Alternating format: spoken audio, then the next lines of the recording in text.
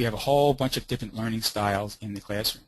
And yet, aren't we all trained from the get-go to teach content? Whether our specialty be physical education, mathematics, history, we're taught to train the content when we should be learning how to teach students whatever the content is. And the difference is, by placing the emphasis on the student, will be more effective to actually perform education and learning. How to remove the block is what we call teach-tos.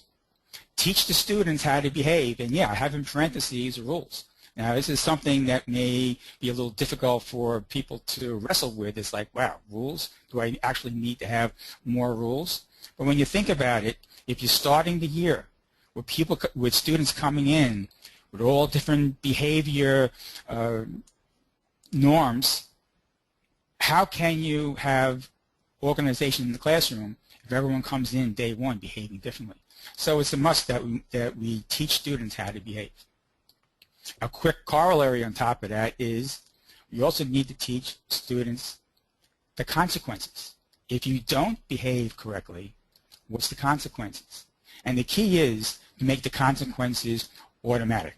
So it doesn't take your time in enforcing the rules. Then teach the content after behavior. Now let's talk about some real-world examples. In some situations, schools have taken 1 week, 2 weeks, and in some cases 3 weeks to do this phase. Now picture this. You start the beginning of the school year. You have a certain amount of content that must be delivered by the end of the year, and we all know about accountability, and you're delaying